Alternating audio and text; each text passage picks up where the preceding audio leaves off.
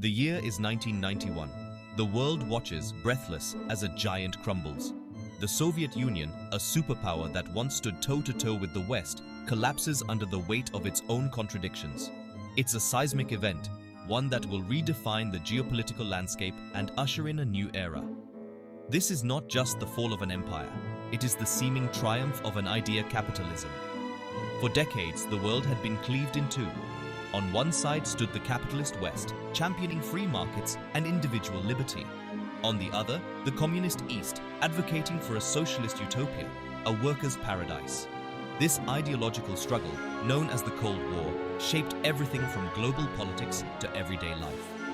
But with the fall of the Berlin Wall in 1989 and the subsequent dissolution of the Soviet Union, the battle lines blurred, then vanished.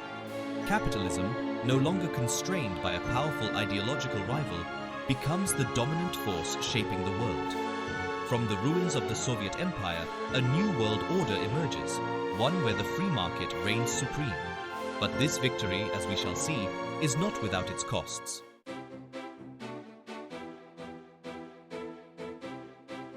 The collapse of the Soviet Union is not just a geopolitical earthquake, it is a tectonic shift in the global economy. The world, no longer divided into capitalist and socialist blocs, becomes a fertile ground for the unfettered expansion of free market principles. This new world order, however, is not the egalitarian utopia envisioned by some. It is a world where capital flows freely across borders, but labor remains largely bound by national boundaries. It is a world where corporations grow larger and more powerful, while the bargaining power of workers is steadily eroded.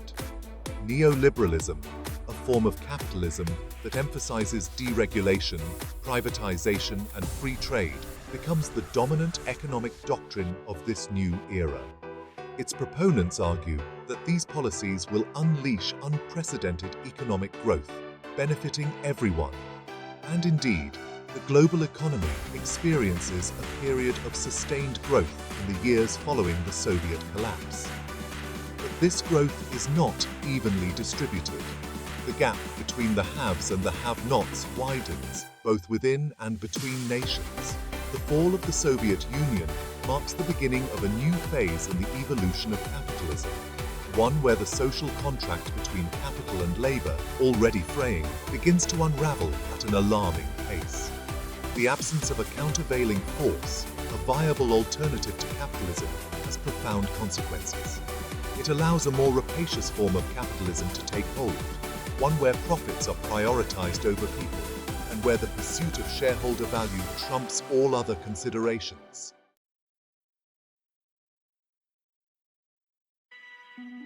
Even as the West celebrates the triumph of capitalism, the seeds of discontent are sown.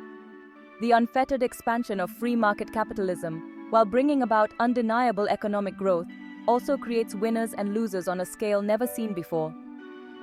The gap between the rich and the poor widens, fueling resentment and social unrest. In many countries, the middle class, once the bedrock of capitalist societies, begins to shrink. The promise of a better life, once a potent symbol of capitalism's allure, begins to ring hollow for many. The very forces that propelled capitalism to victory, globalization, technological advancement, and the weakening of labor unions, now threaten to undermine its legitimacy. Workers, once celebrated as the engines of economic growth, find themselves increasingly marginalized in this new economy. Their jobs are outsourced to countries with lower wages, automated away by technological advancements, or rendered precarious by the rise of the gig economy. The stage is set for a backlash, a revolt against the excesses of unbridled capitalism. This backlash will take many forms, from the rise of left-wing populist movements demanding economic justice to the emergence of right-wing nationalist movements, scapegoating immigrants and minorities for the economic anxieties of the working class. The fall of the Soviet Union marked the end of one struggle, but it also marked the beginning of a new one. The struggle to define the future of capitalism in a world grappling with the consequences of its unchallenged dominance.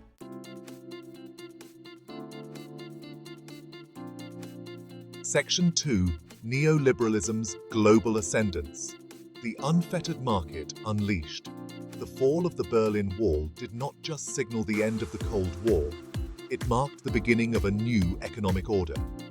With the Soviet Union gone and socialism discredited in the eyes of many, a new breed of capitalism emerged, triumphant and unrestrained. This was the era of neoliberalism, a philosophy that championed free markets, deregulation, privatization, and the shrinking of the state. Neoliberalism, embraced by governments and institutions like the International Monetary Fund and the World Bank, swept across the globe. Its proponents, armed with economic theories that extolled the virtues of free trade and unfettered competition, argued that this was the path to prosperity for all. And indeed, the global economy, fueled by these policies, experienced a period of sustained growth. But this growth came at a cost. The dismantling of welfare states, a cornerstone of neoliberal dogma, left many vulnerable citizens without a safety net. Privatization, another favored tool of neoliberalism, transferred control of essential services like healthcare, education, and utilities from the public to the private sector, often leading to higher costs and reduced access for ordinary citizens. The decline of labor unions, a trend that had begun earlier in some Western countries, accelerated under neoliberalism. Governments, influenced by neoliberal ideology, introduced legislation that weakened unions, making it harder for them to organize, bargain collectively, and protect workers' rights. The balance of power shifted decisively in favor of capital.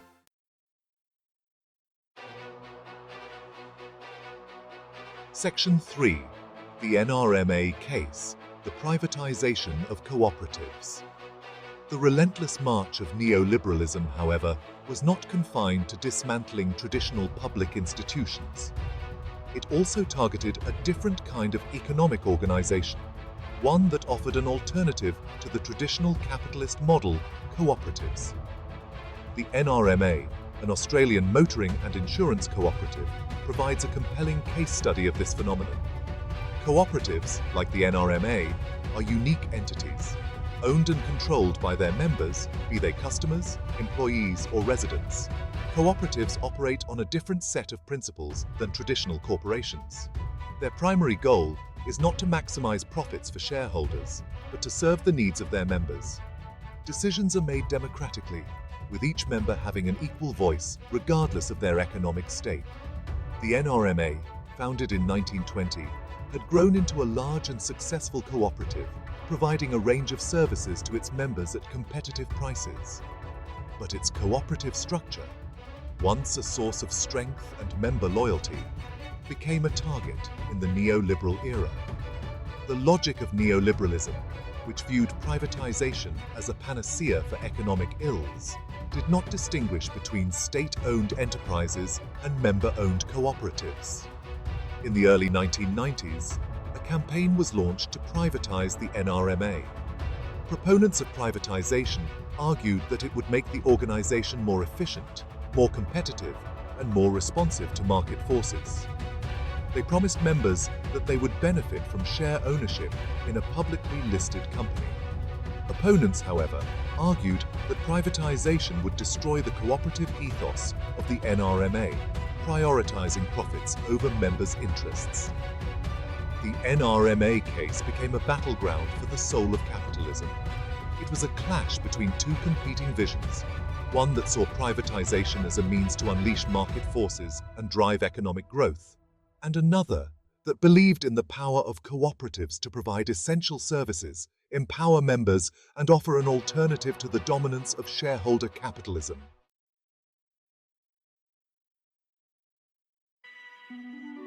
Section 1. The Wages of Freedom Labor's Uncertain Harvest. The fall of the Soviet Union was hailed by many in the West as a victory for freedom, a triumph of democracy over authoritarianism. And indeed, for millions living behind the Iron Curtain, it was a moment of liberation. But for workers in the capitalist West, the victory felt hollow. The demise of communism, rather than ushering in an era of shared prosperity, instead marked the beginning of a relentless assault on labor rights and living standards. With the Soviet Union gone, the fear that had kept capitalism's excesses in check vanished. Neoliberal ideology, already gaining traction in the 1980s, became the dominant force shaping economic policy.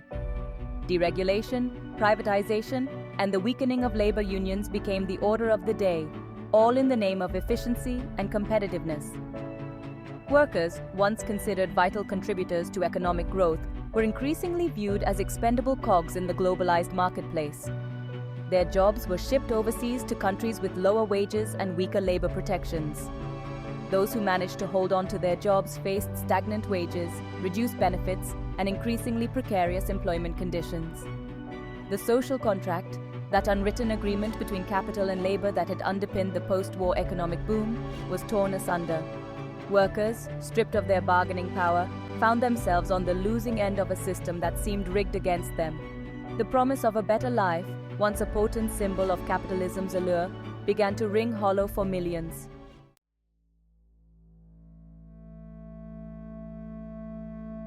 Section 2. The Rise of the Titans. Monopolies in the Age of Neoliberalism. The neoliberal era, with its emphasis on deregulation and free markets, created a fertile ground for the rise of corporate giants. Unfettered by government oversight, corporations, particularly in sectors like technology, finance, and retail, grew to an unprecedented scale, amassing enormous wealth and market power. These corporate titans, with their vast resources and global reach, were able to dictate terms to suppliers, consumers, and even governments. They crushed competition, stifling innovation, and limiting consumer choice. The internet, once hailed as a great democratizing force, became increasingly dominated by a handful of powerful platforms. This concentration of corporate power had profound implications for workers. With fewer employers to choose from, workers faced downward pressure on wages and benefits. The gig economy, fueled by the rise of platform companies like Uber and Amazon, created a new class of precarious workers, lacking basic labor protections and benefits. The rise of corporate monopolies also had a corrosive effect on democracy. These corporations, with their deep pockets and armies of lobbyists, wielded outsized influence over government policy. Regulations were weakened, taxes were cut, and antitrust enforcement was lax, all to the benefit of the corporate elite. The very institutions designed to protect the public interest were captured by the very forces they were meant to regulate.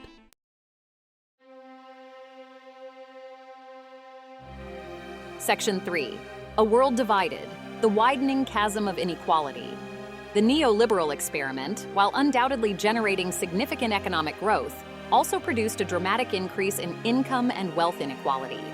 The gap between the haves and the have-nots, already widening in the latter half of the 20th century, became a chasm in the decades following the fall of the Soviet Union. The richest 1%, those at the very apex of the economic pyramid, captured a disproportionate share of the gains from economic growth. Their wealth, fueled by soaring stock markets, low taxes, and lax regulation, reached levels not seen since the Gilded Age. Meanwhile, the incomes of ordinary workers stagnated, and the middle class, long considered the bedrock of capitalist societies, began to shrink. This growing inequality had profound social and political consequences. It eroded social cohesion, fueling resentment and mistrust between the wealthy elite and the rest of society. It undermined faith in democratic institutions, as many citizens came to believe that the system was rigged against them. And it created a fertile ground for populist demagogues who exploited anxieties about economic insecurity and cultural change to gain power. The widening chasm of inequality became a defining feature of the post-Soviet era, a stark reminder that the benefits of economic growth are not always shared equitably. It raised fundamental questions about the sustainability of a system that seemed to benefit a select few at the expense of the many.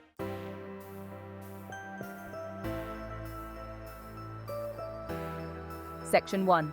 The Resurgence of Labor, a beacon in the neoliberal night. As the 21st century dawned, the labor movement, once a formidable force in Western democracies, found itself on its heels. Decades of neoliberal policies had taken their toll, eroding union membership, weakening collective bargaining power, and undermining the very institutions designed to protect workers' rights. Yet, even as capitalism, in its most unfettered form, seemed to tighten its grip on the global economy, a new spirit of resistance began to stir. The seeds of this resurgence were sown in the ashes of the 2008 financial crisis. The crisis, triggered by reckless speculation in the financial sector and fueled by decades of deregulation, exposed the deep flaws in the neoliberal model. It revealed the dangers of unbridled greed, the fragility of a system built on debt and speculation, and the human cost of prioritizing profits over people. Workers who had borne the brunt of the crisis, losing jobs, homes, and savings, began to question the promises of a system that seemed to benefit only a select few. The idea that unfettered markets would magically deliver prosperity for all was shattered. A new generation of activists, organizers, and workers, many of whom had never been members of a union, began to rediscover the power of collective action. This new labor movement took many forms. In the United States, fast food workers, inspired by the Fight for 15 campaign, staged walkouts and protests, demanding a living wage and the right to unionize. In Europe, workers facing austerity measures imposed in the wake of the financial crisis took to the streets, challenging the neoliberal consensus that had dominated the continent for decades.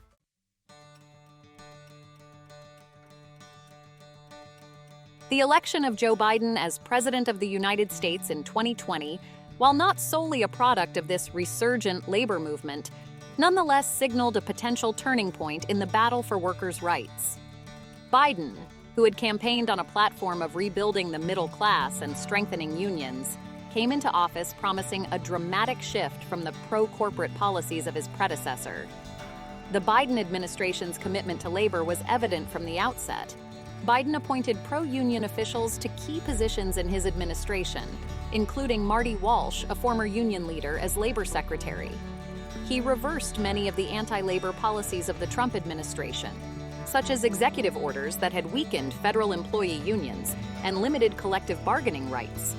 One of the most significant pro-labor initiatives of the Biden administration was its support for the Protecting the Right to Organize, or PRO Act. The PRO Act, passed by the House of Representatives but facing an uphill battle in the Senate, would represent the most significant strengthening of labor law in decades. It would make it easier for workers to form unions, outlaw many of the tactics employers use to suppress union organizing drives, and provide stronger protections for workers engaged in collective bargaining. The Biden administration also took steps to promote worker ownership and cooperatives as alternatives to traditional corporate structures. The administration's Build Back Better agenda, while facing challenges in Congress, included provisions to provide funding and support for worker-owned businesses and cooperatives.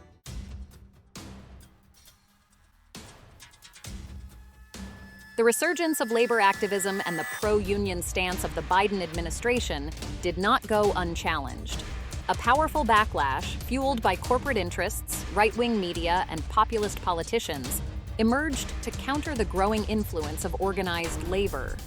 This backlash, often couched in the language of individual liberty and free markets, sought to undermine unions, demonize workers who organized, and preserve the power imbalance that favored capital over labor. One of the most vocal figures in this anti-union backlash was Elon Musk, the billionaire CEO of Tesla and SpaceX. Musk, despite his company's reliance on government subsidies and contracts, positioned himself as a champion of free enterprise and a fierce critic of government regulation and unionization. He argued that unions stifle innovation, increase costs, and benefit a select few at the expense of the many. Musk's anti-union stance was put on full display when workers at Tesla's Fremont, California factory attempted to organize. Tesla, under Musk's leadership, engaged in a campaign of intimidation and retaliation against pro-union workers, leading to a complaint from the National Labor Relations Board. Musk's actions, while condemned by labor activists, resonated with a segment of the population that viewed unions as anachronistic institutions, obstacles to progress in a rapidly changing economy. The anti-union backlash was also fueled by the rise of right-wing populism, a political phenomenon that swept across the globe in the 2010s. Populist leaders, often drawing on a mix of economic anxiety, cultural resentment, and nationalist sentiment, found a receptive audience among working-class voters who felt left behind by globalization, technological change, and the perceived excesses of liberal elites.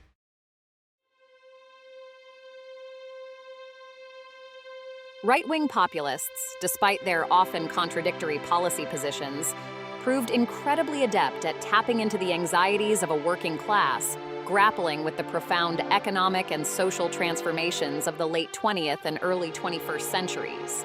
They offered a seductive narrative, one that resonated deeply with those who felt left behind by globalization, technological change, and the perceived indifference of the political establishment.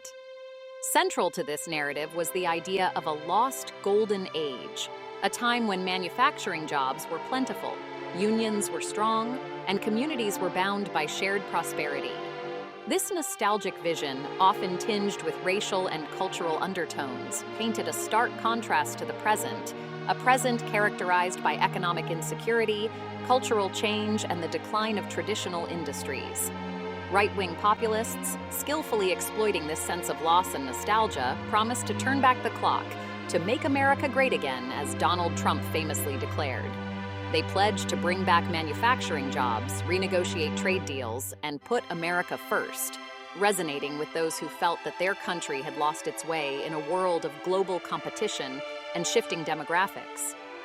This message found a particularly receptive audience in the deindustrialized heartlands of the United States and Europe, regions that had been hit hard by factory closures, job losses, and the decline of unions.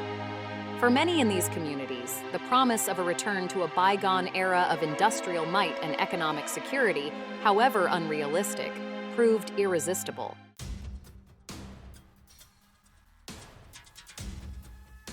Section 2, the culture wars, wedge issues, and the erosion of solidarity. While economic anxiety undoubtedly played a role in the rise of right-wing populism, it was not the only factor at play. Populist leaders, recognizing the need to build a broad coalition of support, skillfully exploited cultural anxieties and divisions, often employing dog-whistle politics and scapegoating to mobilize their base. They framed their agenda not just in terms of economic justice, but also as a battle for the soul of the nation, a struggle against a perceived cultural elite that looked down upon the values and traditions of ordinary people. Issues like immigration, race, gender, and sexuality became powerful wedge issues, dividing working-class communities and undermining the potential for solidarity across racial and ethnic lines.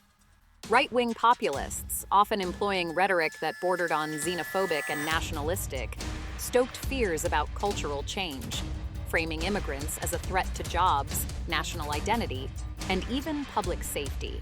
They tapped into anxieties about the erosion of traditional values, positioning themselves as defenders of faith, family, and national identity against a perceived liberal establishment that they accused of promoting secularism, multiculturalism, and globalism. This strategy, while deeply divisive, proved remarkably effective in mobilizing a segment of the electorate that felt increasingly alienated from the political mainstream. The success of right-wing populists in exploiting cultural anxieties had a profound impact on the labor movement. It created divisions within the working class, pitting workers against each other along racial, ethnic, and cultural lines, undermining the potential for collective action and solidarity. It also diverted attention away from the systemic economic issues that were at the root of much of the discontent, shifting the blame from corporate greed and neoliberal policies to immigrants, minorities, and cultural elites.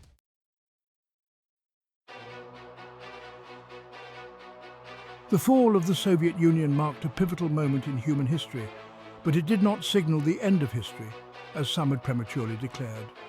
The triumph of capitalism, while seemingly absolute at the time, has not ushered in an era of universal peace and prosperity. Instead, it has exposed the inherent contradictions and limitations of a system that, while capable of generating immense wealth and innovation, often does so at the expense of social cohesion, environmental sustainability, and the well-being of a significant portion of humanity. The decades since the collapse of communism have been marked by both remarkable progress and unsettling regression. The global economy has experienced unprecedented growth, lifting millions out of poverty and driving innovation in countless fields.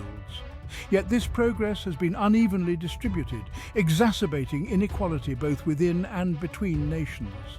The gap between the haves and the have-nots has widened into a chasm, fueling resentment, social unrest, and a crisis of legitimacy for the very system that promised so much.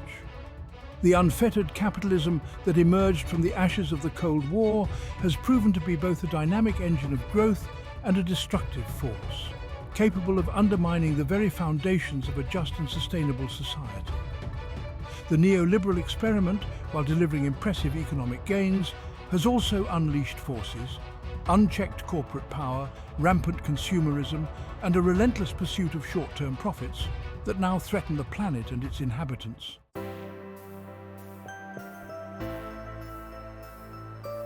The challenge facing humanity in the 21st century is not to abandon capitalism, but to reinvent it. The battle for the soul of capitalism is already raging, pitting those who believe in the power of unfettered markets to solve our problems against those who argue for a more humane and sustainable form of capitalism, one that balances economic growth with social justice, environmental responsibility, and the common good. This battle is playing out in boardrooms and on factory floors, in the halls of government and on the streets. It is a battle over the role of government in regulating the economy, the rights of workers in a globalized marketplace, and the responsibility of corporations to society and the environment. It is a battle to determine whether capitalism can evolve to meet the challenges of the 21st century, or whether it will succumb to its own internal contradictions. At the heart of this struggle lies a fundamental question. What kind of world do we want to create? Do we want a world where a select few amass unimaginable wealth while billions struggle to survive? A world where corporations prioritize profits over people and the planet? Or do we want a world where everyone has the opportunity to thrive, where economic prosperity is shared, and where the environment is protected for future generations?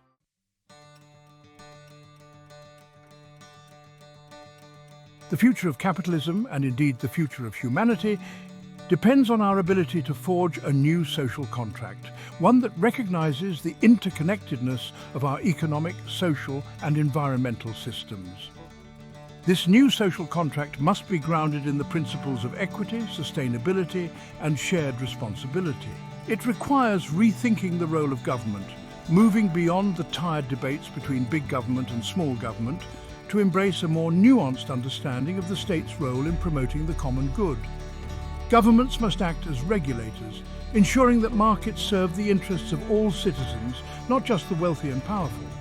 They must invest in education, healthcare, and infrastructure, creating the conditions for broadly shared prosperity. And they must take bold action to address climate change, the defining challenge of our time. This new social contract must also empower workers, recognizing that a thriving economy requires a thriving workforce. This means strengthening unions, raising wages, and providing workers with the skills and training they need to succeed in a rapidly changing economy.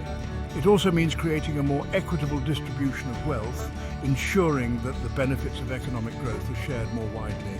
Finally, this new social contract must hold corporations accountable for their actions, recognizing that their pursuit of profits cannot come at the expense of the environment or the well-being of workers and communities. This requires stronger environmental regulations, stricter enforcement of labor laws, and a fundamental shift in corporate culture, away from a narrow focus on shareholder value towards a broader commitment to social and environmental responsibility. The task before us is daunting, but not insurmountable. The challenges we face are interconnected, but so are the solutions. By embracing a spirit of solidarity, innovation, and a commitment to the common good, we can build a more just, sustainable, and prosperous future for all.